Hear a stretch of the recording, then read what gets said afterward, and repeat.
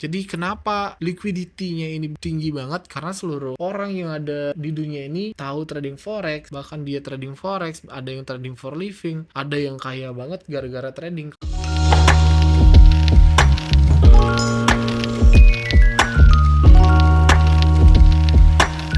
Hai friends, kembali lagi bersama gua PY. Di sini gua bakal ngebuat beberapa modul yang dimana di sini akan ada pengetahuan dasar dari modul pertama ini dan ada beberapa topik yang harus kalian tonton sampai habis. Karena di sini lumayan penting buat kalian yang baru aja terjun di dunia trading. Oke, kita langsung aja masuk ke materinya. Welcome ke Indo Trader Circle. Nah, jadi di sini topik pertama adalah get to know forex market. Jadi sebenarnya apa sih trading forex itu? Jadi kalau kita bahasa Indonesia kan, trading itu kan berdagang dan forex artinya foreign exchange. Jadi trading forex itu adalah perdagangan nilai mata uang asing. Nah, di sini ada perbedaan trading forex dengan money changer. Kalau kita lihat di dunia nyata, itu contoh di dalam trading forex itu adalah money changer. Contoh nih, misalkan Lucky pergi ke Singapura dengan tujuan hanya untuk berlibur. Otomatis si Lucky akan pergi ke money changer dengan tujuan cuman nukerin uang rupiahnya dia ke dolar Singapura. Karena di Singapura kan dia harus menggunakan duit SGD ya buat belanja. Kita tidak bisa belanja menggunakan duit rupiah. That's it. Jadi tujuannya si Lucky itu cuman nukerin duit doang gitu. Sedangkan kalau kita menggunakan money changer sebagai konsep trading forex, itu ada contohnya juga. Nah, jadi misalkan nih dolar Singapura itu harganya cuman 9.500 di hari ini. Sementara ketika kita bisa menganalisa suatu negara tersebut dari segi laporan keuangan negara atau bahkan dari technical analysis grafik yang dimiliki oleh negara tersebut. Nah, jadi gua sebagai Lucky nih sebagai contoh, ketika gua melihat grafik atau keuangan Singapura ini menguat atau lebih baik daripada sebelumnya, disitulah momen kita bisa membeli dolar Singapura. Jadi contohnya misalkan hari ini dolar Singapura harganya 9.500. Kita sebagai orang yang bisa menganalisa harga, di situ pasti akan mencari kesempatan untuk mendapatkan keuntungan. Kenapa? Karena ketika saat ini harga dolar Singapura itu 9.500, kita bisa memprediksi bahwa dolar Singapura ini bisa naik ke depannya. Mungkin bisa ke 10.000, bisa ke 10.500 atas alasan entah itu faktor laporan keuangan negaranya, entah itu faktor grafik yang kita lihat dia bakal menguat. Nah, jadi misalnya kita ngebeli nih hari ini harganya 9.500. Kita beli, let's say kita beli 100 dolar Singapura, which is itu berarti 950.000. Dengan 100 dolar pada saat ini harganya 950.000. Nah, kita pegang dulu nih duitnya. Kita pegang duit 950.000 itu dalam bentuk Singapura dolar. Nah, ketika analisa kita itu bener, laporan keuangannya Singapura itu beneran membaik, dari analisanya juga beneran naik, maka value yang harusnya 9.500 di beberapa bulan ke depan itu akan menjadi 10.000 per 1 dolarnya. Nah, dimana ketika harga itu naik ke harga 10.000 per 1 dolar, maka kita akan mendapatkan keuntungan sebesar 50.000 karena kita membelinya keadaannya 100 dolar. Pada saat itu harganya 9.500. Nah, mungkin ini konsep atau analogi sederhana yang bisa gue jelasin buat lu. Sistem kerja forex itu di dunia nyata itu seperti apa? Ya seperti kita membeli di harga rendah dan kita menjual di harga tinggi. Seperti itu. Nah, kenapa forex trading? Jadi kalau kita lihat dari sini, kenapa kita harus investasi di forex? Apa kelebihan forex ini dibandingkan investasi lainnya? Yang pertama, itu ada return on investment-nya itu lebih tinggi atau tertinggi dibandingkan investasi yang lain. Dibandingkan investasi saham atau obligasi yang lainnya atau reksadana. Jadi ROI-nya itu lebih tinggi. Yang kedua, itu likuiditasnya tinggi banget. Kenapa tinggi banget? Karena seluruh orang di dunia ini trading forex. Sedangkan kalau kita bicara saham Indonesia, ya orang Indonesia doang.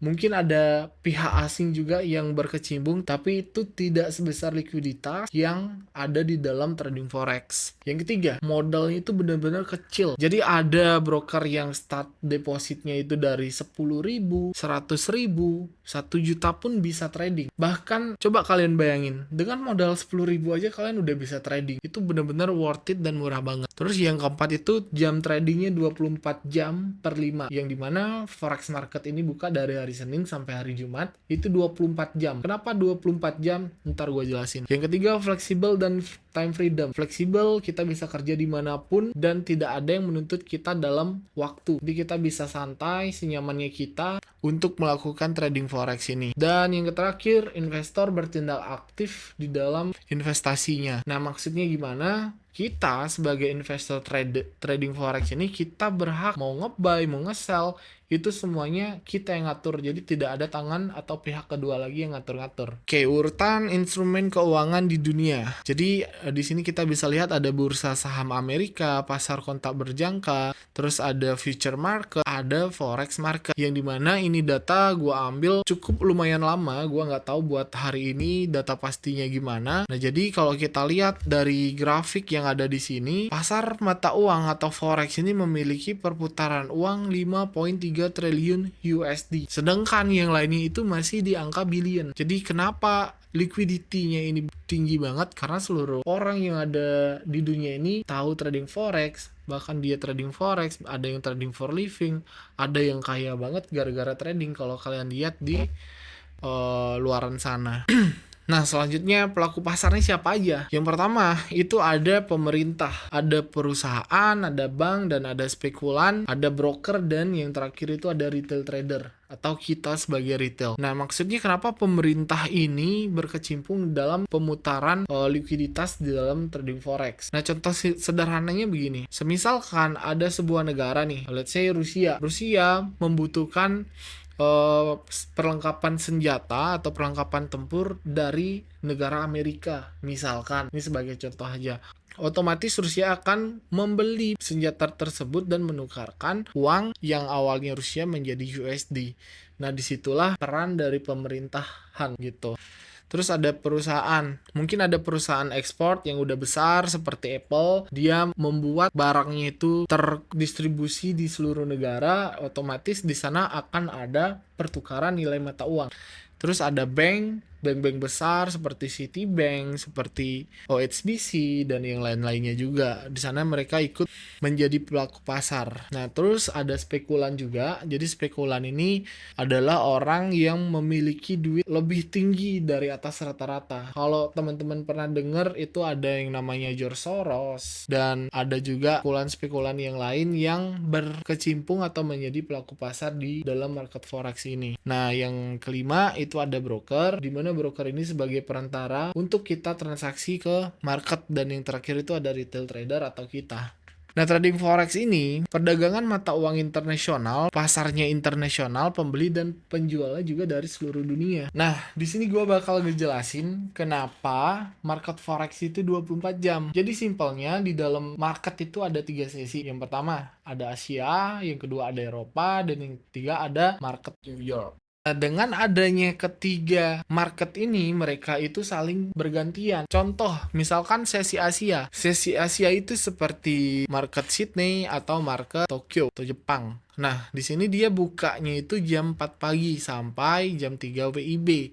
Sedangkan sebelum market Asia itu tutup, market Eropa ini udah buka jam 2 sampai jam 11 malam. Nah, di sini ada perbedaan winter dan summer, jadi mungkin waktunya juga berbeda. Nah, jadi ketika sesi Eropa ini buka, itu dia bukanya sampai jam 11 malam. Nah, kemudian di jam yang sama, di jam 7, itu ada sesi Amerika yang buka. Itu kenapa setiap jam malam itu likuiditas, karena kita berada di Asia, itu likuiditas marketnya itu bakal lebih tinggi karena ada dua pasar yang terbuka. Ada pasar Amerika, ada pasar Eropa. Dia buka di jam yang bersamaan. Jadi para trader itu bakal trading di jam tersebut gitu. Nah, dari sesi Asia yang lebih dominan bergerak di dalam market itu mungkin ada Jepang, ada Audi, ada New Zealand, dan di sesi Eropa itu juga mungkin ada Euro, GBP, Swiss franc, USD sedikit-sedikit lah.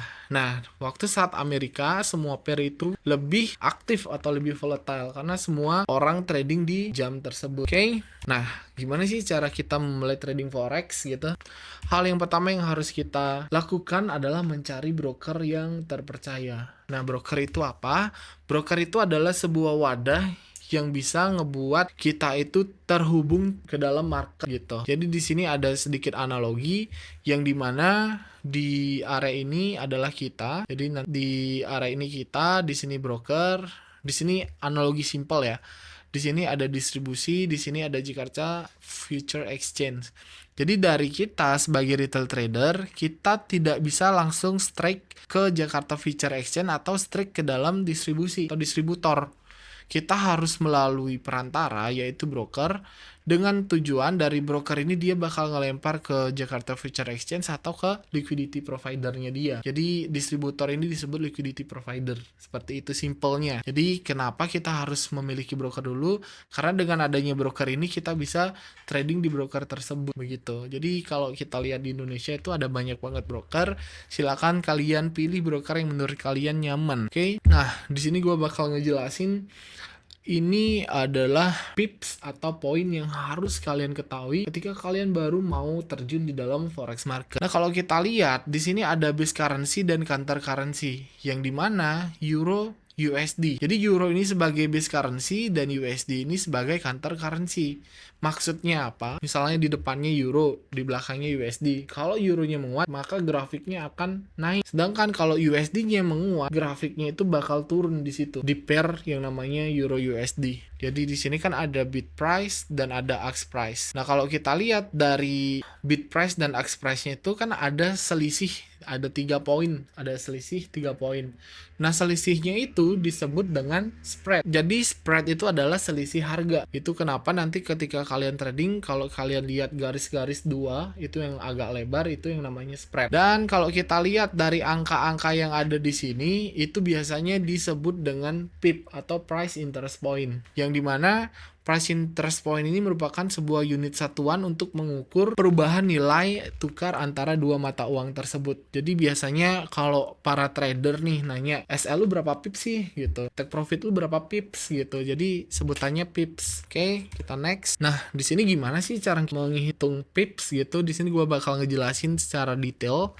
Jadi kalau misalkan di mata uang USD, di sini kita ngelihat ada angka nih, ada angka 2, angka 8, dan warnanya juga berbeda-beda.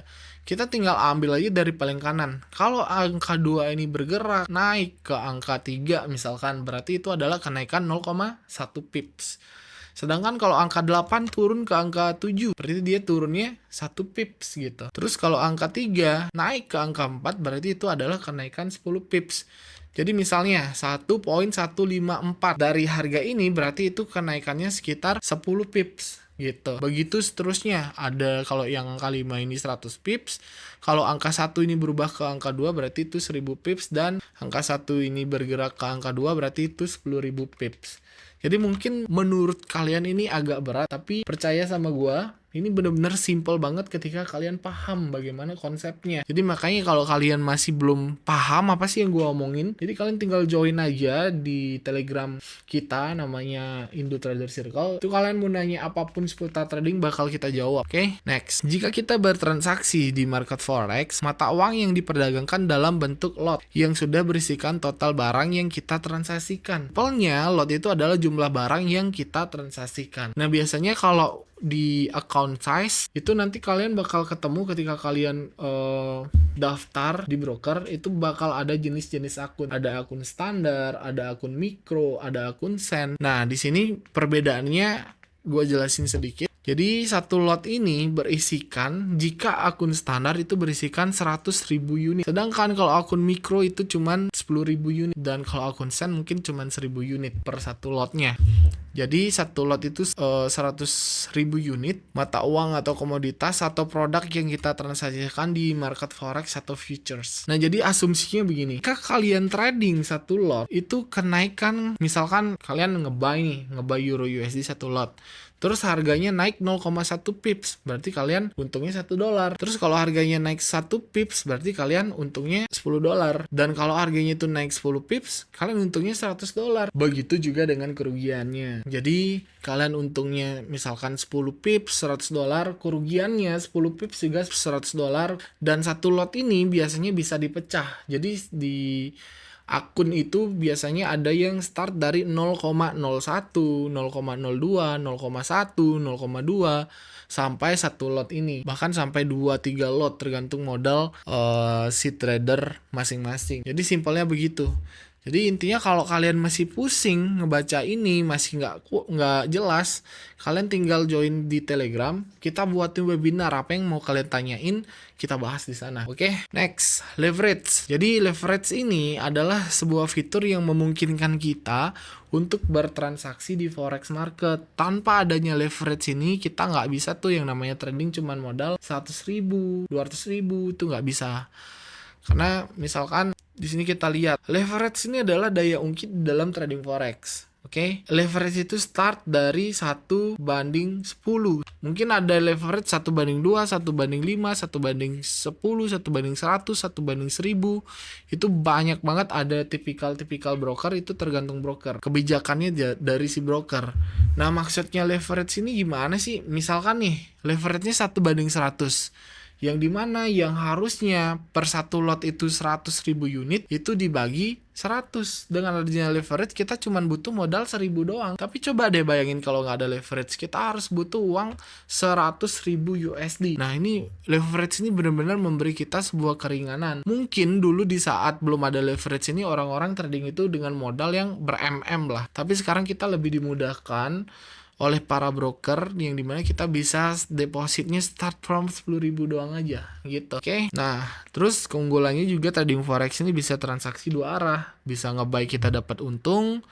Jadi simpelnya nge-buy ini kita beli di harga rendah dan jual di harga tinggi. Terus ada short selling, yang dimana ketika kita ngejual pun di sini kita bisa dapat untung juga. Jadi transaksinya itu dua arah. Kita bisa nge-buy, kita bisa nge-sell dalam waktu yang bersamaan. Oke. Nah, mungkin itu aja dari topik 1 pengenalan trading forex ini. Semoga video ini membantu kalian, dan jika kalian masih belum paham juga, monggo seperti yang gue bilang dari tadi, join di Telegram kita dan kita bakal ngebahas sampai tuntas dari nol, dari kalian nggak tahu apa-apa sampai kalian tahu segalanya. Itu gratis banget. Kalian tinggal klik link yang ada di description, terus kalian tinggal subscribe, tinggal like dan komen aja. Oke, mungkin ini video di topik pertama. Nanti gue bakal ngejelasin apa itu analisis technical dan juga fundamental di topik kedua. Oke, pastikan lu pada subscribe intinya, dan hidupin lonceng kalau perlu, kalau kalian nggak mau ketinggalan. Gua PY, see you on the next video and thank you for watching.